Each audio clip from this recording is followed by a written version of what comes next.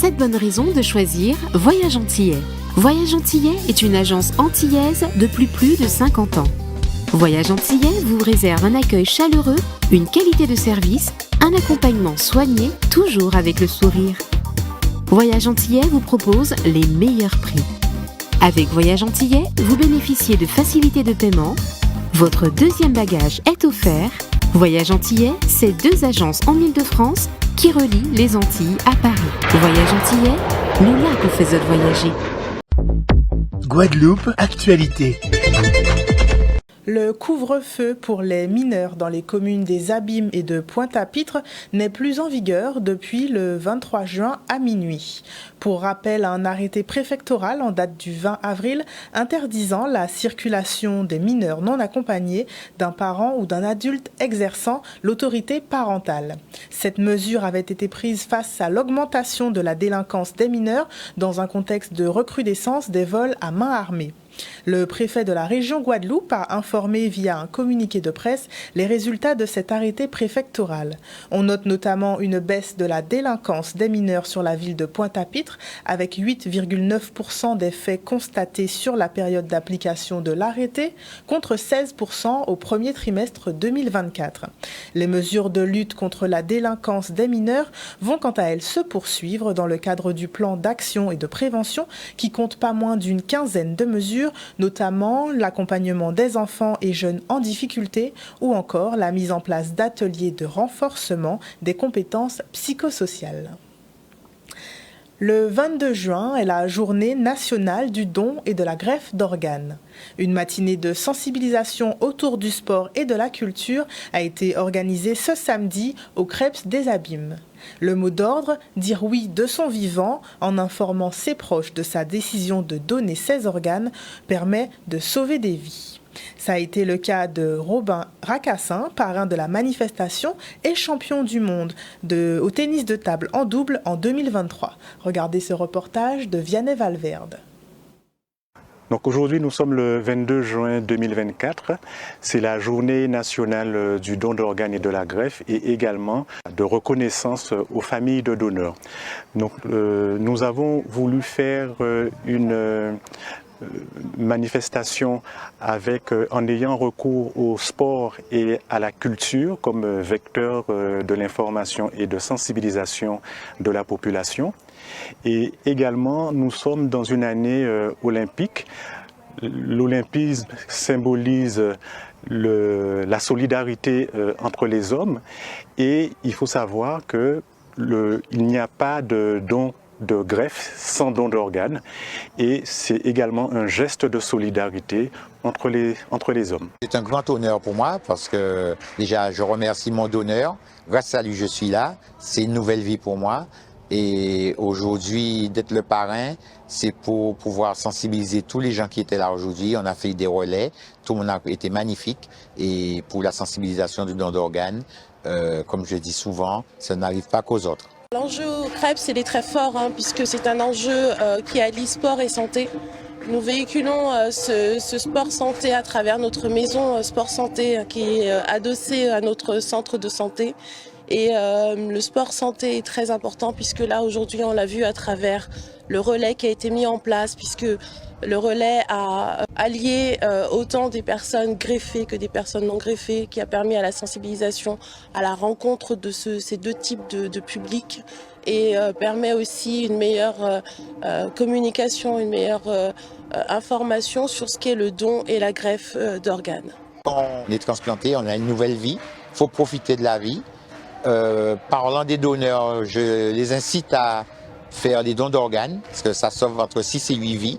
Et c'est magnifique pour quelqu'un qui reçoit un don d'organes. C'est une nouvelle vie, c'est une nouvelle aventure de la vie et il faut en prendre soin. Pas laisser ponchage bas famille. Dis ça ou vle. Le don d'organes, mis en bel ballon pour la vie.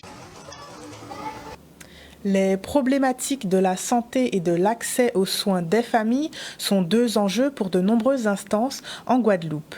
Le séminaire de la direction Enfance, Famille, Jeunesse qui se tient jusqu'à demain à Fouillol, en présence du professeur Eustache Janqui, permet aux agents et professionnels de la santé de discuter autour de stratégies pour améliorer l'accès aux soins. Charlie Dagonia et Ruby Échevin. Donc on se retrouve aujourd'hui à l'Université des Antilles, à Fouillol, pour accueillir le séminaire de la direction Enfance, Famille, Jeunesse. Donc séminaire qui rassemble 500 agents professionnels médicaux, sociaux, administratifs, autour de nos politiques publiques, donc la protection de l'enfance et la protection maternelle et infantile. Et cette année, le thème que nous avons retenu, c'est la santé et notamment la question des parcours de soins. Nous avons ce souci en Guadeloupe d'avoir un parcours du combattant pour avoir un accès aux soins et plus particulièrement pour les personnes défavorisées.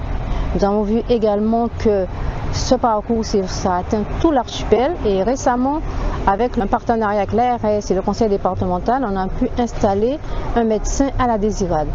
Et aujourd'hui, avec les professionnels qui sont réunis, nous allons débattre de cette problématique et essayer de trouver des solutions et échanger également nos pratiques et voir comment on peut faire pour améliorer cet accès aux soins. Jusqu'à il n'y a pas très longtemps, il y avait très peu de structures pour permettre aux patients d'accéder à une couverture sociale, à des soins. Très récemment a été mise en place la PAS, parcours de soins de santé, au CHU, tout en sachant que la PAS a été mise en place depuis 2007 à Basse-Terre.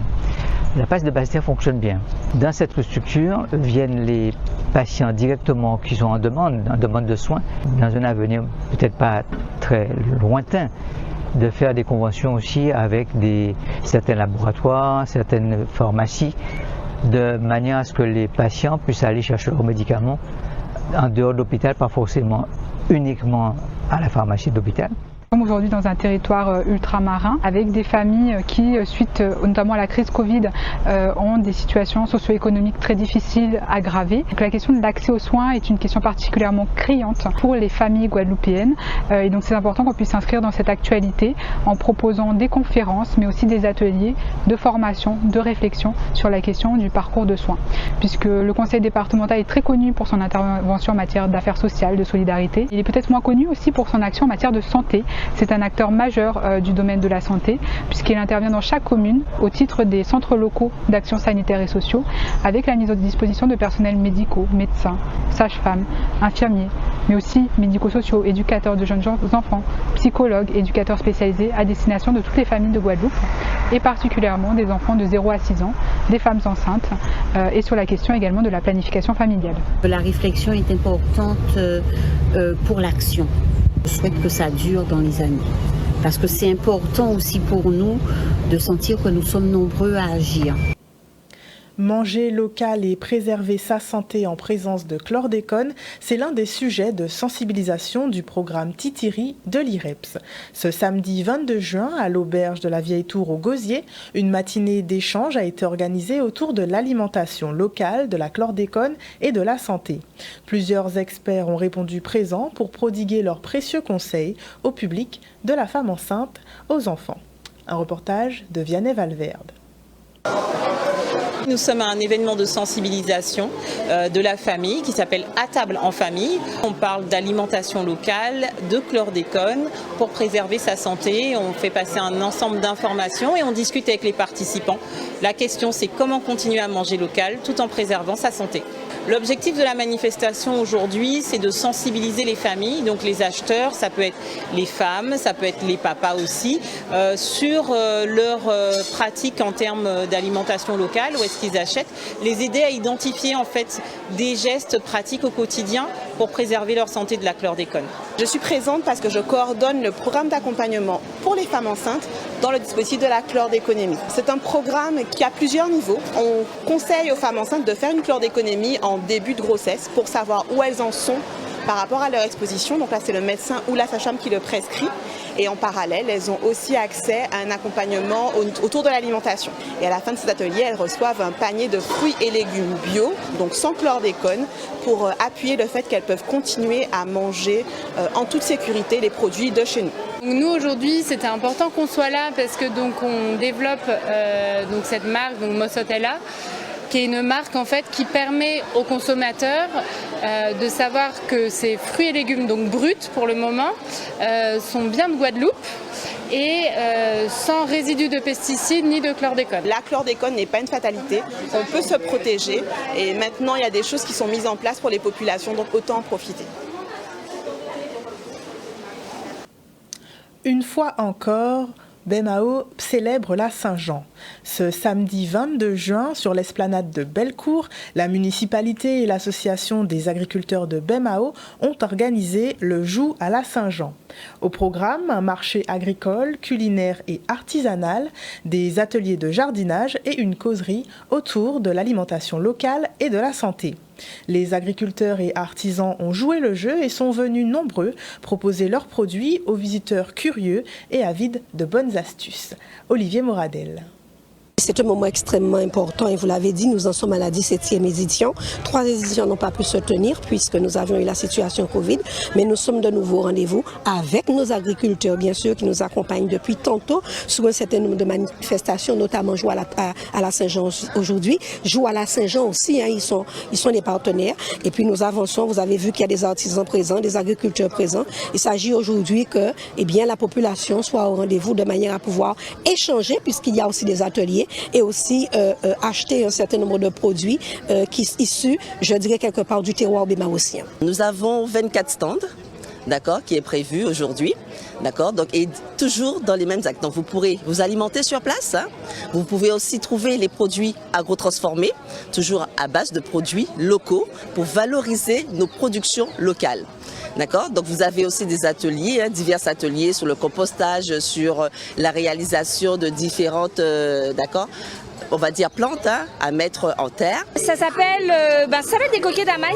C'est une technique japonaise qui ressemble beaucoup à la technique du bonsaï en fait, parce que la plante elle reste petite, mais elle peut se développer en fait dans sa boule végétale en fait, qui est de la terre et de la fibre de coco, et ça permet d'éviter le plastique, parce que de plus en plus on a des pots en plastique et ça permet de remplacer le pot en plastique.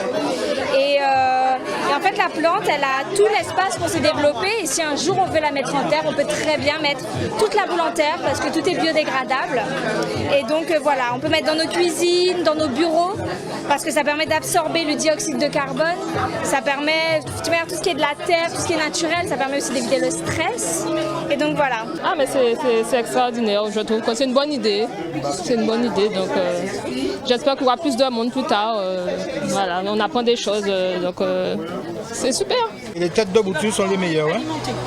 Les têtes de bouture sont les meilleures.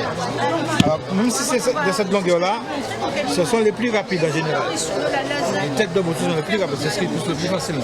On valorise nos produits locaux. Nous avons le projet Biomao qui avait été présenté dans le cadre de la mandature 2020-2026. Il s'agit de passer depuis le champ jusqu'à l'assiette. Et c'est à travers ce projet alimentaire territorial que nous allons tout mettre en œuvre. Nous avons beaucoup avancé, les équipes ont beaucoup avancé, les élus ont beaucoup avancé, la technicienne Erika Rosnel à leur côté, ils ont beaucoup avancé. Et nous voulons que nos enfants puissent avoir un jour où ils sont dans un menu végétarien, mais aussi où ils ont des espaces où ils peuvent manger local. On le fait déjà, mais il s'agit d'aller encore beaucoup plus loin puisque la quantité aussi doit pouvoir suivre. La qualité y est avec nos agriculteurs, mais la quantité aussi doit pouvoir suivre pour qu'ils aient plus de jours, je dirais par semaine, dans leur assiette des produits locaux. La ville de Sainte-Anne encourage la pratique de l'écriture et du dessin pour sensibiliser les scolaires sur les thèmes de la Covid, de la crise sanitaire Covid et de la santé mentale, et libérer la parole chez les très jeunes. Histoire en chemin, c'est un projet écrit par les enfants des 7 écoles primaires de la commune. Après près de 2 années de collaboration, ils ont pu découvrir le fruit de ce travail commun écrit à plusieurs mains. Un reportage d'Olivier Moradel. C'était un rêve que j'avais d'amener à l'écriture des enfants et d'avoir une histoire qui puisse cheminer d'école en école et en passant par toutes les écoles de la ville de Sainte-Anne. On s'est accompagné d'un illustrateur et d'un auteur. Donc l'illustrateur c'était Thierry Bergame et autrice on va dire, c'est Muriel Derivery. Donc l'idée c'était que pour écrire ce livre, il fallait que les enfants et les enseignants soient accompagnés. Écrire consolide, écrire libère la pensée, écrire nous fait voyager, écrire nous permet à l'enfant de travailler, parce que c'est quelque chose de complexe intellectuellement. L'enfant émet des idées, mais les idées, il faut les agencer, il faut faire des phrases, il faut que les phrases soient agencées de manière à donner du sens à la production. Donc ce sont des activités intellectuelles qui permettent le développement de l'enfant, qui permettent son épanouissement. Et puis ce qui est très intéressant dans ce projet de production d'écrit, c'est qu'à la fin, il y a un livre qui est sorti. Et les enfants, évidemment, on l'a constaté, sont véritablement émerveillés de voir ce qu'ils ont produit. C'était pas facile de mener à bien ce projet où on me faisait une histoire, parfois était écrit à plusieurs, et qu'il fallait une collaboration, mais ça s'est très bien passé. Et nous-mêmes, nous avons aidé chaque fois qu'il y avait des déplacements assurés ou autres au niveau de la mairie. Tout ce qui était logistique, ça a été une aide apportée par la mairie. Et pour nous, c'est de faire en sorte à chaque fois que les projets qui apportent quelque chose à l'éducation soient maintenus et soient aller jusqu'au bout. En tous les cas, aujourd'hui, nous sommes vraiment très contents de pouvoir présenter le résultat de ce travail, qui n'a pas été un travail facile, de le présenter aux parents, aux enfants et à tous les partenaires qui nous ont accompagnés sur ce projet. Mais ces petits prodiges de l'écriture n'existeraient pas sans la présence et l'accompagnement de ceux qui leur ont donné la vie. Pour honorer les parents, la ville de Petit Canal et son CCAS ont souhaité une fois de plus réunir les familles lors d'un moment de partage sur le thème « Planter pied-bois Jodelac a fait l'ombrage des mains ». Dimanche 23 juin, une centaine de Canaliens se sont rassemblés pour la 10e édition de la fête des parents à la Maison de l'Agriculteur et de la Ruralité. Blaise Mornal, le maire de la municipalité, s'est exprimé au micro d'Olivier Moradel. Chaque année, on se donne les moyens de recevoir les familles canaliennes. Et aujourd'hui, on est à la 10e édition, 10 années où on célèbre les parents. Comme ça, tout le monde se rassemble. Ce qu'on n'a pas eu le temps de voir, ou peut-être quelques moments, on peut passer un bon moment ensemble. C'est un cadeau très satisfaisant et qui va nous servir pendant les vacances. Je suis bien contente que nous nous rassemblons, toute la famille, pour passer un bon moment. Et je remercie beaucoup le maire de Petit Canal et le CCAS d'avoir pensé à toute la famille. Une très belle journée pour la famille, pour les parents, les pères et les mères qui s'investissent au quotidien pour leurs enfants. Aujourd'hui, eh bien, c'est être présent et récompenser ces familles qui, effectivement, au quotidien se donnent. Nous savons quelle est l'importance de la famille dans la société et dans la société guadeloupéenne. Et donc, nous nous donnons les moyens de les mettre à l'honneur. Si vous n'avez pas pu profiter de la fête de la musique en commune, on vous fait revivre la balade de la musique et des arts de la ville de Saint-Claude. Ce vendredi 21 juin, la municipalité a organisé une balade musicale dans les différentes rues. Pour cette 3e édition, une programmation variée a mis en lumière des artistes et des styles différents pour le plus grand bonheur des riverains venus y assister. Olivier Félix. Je ne veux pas perdre ma confiance en toi. Oh, Jah, reviens-moi, Almighty One. Je crois en toi, ta lumière qui donne mes pas pour ne pas perdre la... Eh bien, ça se passe bien. Il y a le temps de la partie. Le temps de la partie, donc c'est super. Bon, évidemment, par rapport à l'année dernière, il y a un petit peu moins de monde. Je suppose que c'est par rapport aux élections, aux événements électoraux. Mais sinon, il y a du monde, ça se passe très très bien. Et puis, on fait une bonne petite balade musicale, c'est intéressant. Et puis Saint-Claude s'est organisé de toutes les manières. Parce que nous sommes Saint-Claudiens, bon, ben, l'organisation, on l'a dans la peau. Hein. Ouais. J'ai vu que c'était bien diversifié. Il y a pour tous les goûts, hein, parce qu'il y a tambour, il y a les enfants, il y a tout pour tous les publics. Je viens d'arriver là, malheureusement, c'était déjà fini. Je pense qu'il y avait une association des fumerolles et j'aurais bien aimé voir, donc je pense que c'était bien. Ouais. Je la trouve vraiment bien. Bon, j'ai regretté, j'ai raté un peu une partie de la performance des étudiants de Fouilleul de la faculté, mais ils ont vraiment fait du très bon boulot et tous les groupes présents ce soir, vraiment du très bon boulot. Ce soir, j'ai trouvé l'ambiance très bonne. À chaque coin de rue, il y a des musiciens et tout le monde participe en plus. Donc c'est très animé et j'apprécie beaucoup. Saint-Claude, c'est toujours le summum. C'est toujours très bien sur Saint-Claude, que ce soit la fête communale, la fête de la musique. Et on a un groupe qui organise vraiment dans le conseil municipal et qui met la barre très haute.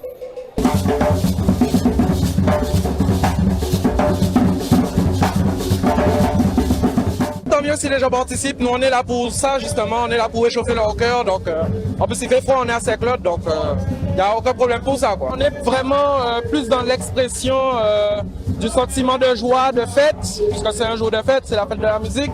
Donc là, on partage plus la joie, mais bien sûr, chaque morceau aura son sentiment et on a des petits messages à transmettre à tout le monde. Donc, des messages d'amour, de paix, Bon, voilà quoi.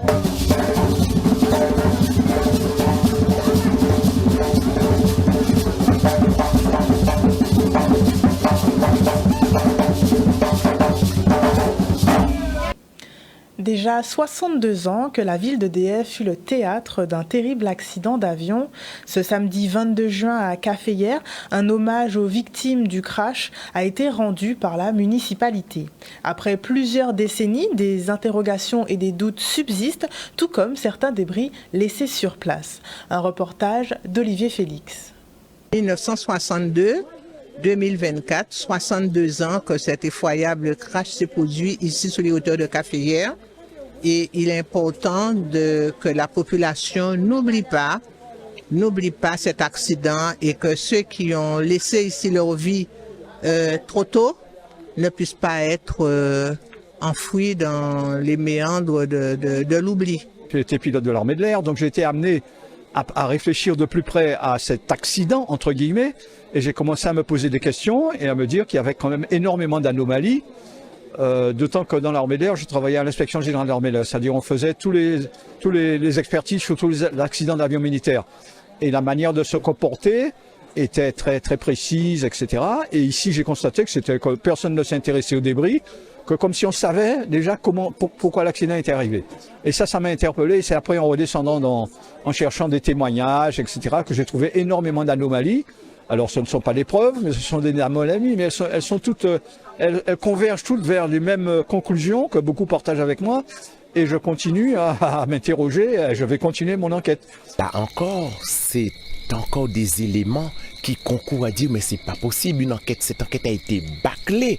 Vous avez un expert qui vous dit lorsque les professionnels arrivent sur le terrain après un crash d'avion, le b.a.-ba c'est de récolter l'ensemble des pièces parce qu'à partir de ces pièces-là on peut voir s'il y a eu de la poudre d'explosif, s'il y a eu de la fumée, bref tout cela qui doit concourir à la manifestation de la vérité. Eh bien non, toutes les pièces étaient restées là. Par contre, ils ont ôté tous les cadavres, voyez-vous, sauf ces pièces-là, d'accord? Vous avez aussi cette conversation de la tour de contrôle avec le pilote qui disait tout simplement il ne faut surtout pas atterrir, faites encore un petit tour, alors que rien ne pouvait interdire l'atterrissage de cet avion, voyez-vous. Donc nous avons là encore un certain nombre d'éléments pour banquer les s'entrevoir qu'il y a beaucoup de choses à cacher. À la date d'aujourd'hui, tous les éléments n'ont pas encore été mis à la disposition des chercheurs, des historiens, ça c'est la première chose. Et deuxièmement, lorsque la commission vient pour enquêter sur place, elle refuse d'entendre un certain nombre de personnes, elle refuse de prendre en considération un certain nombre de témoignages. Donc il y a de quoi se poser un certain nombre de questions. ONews Radio sur outremernews.fr.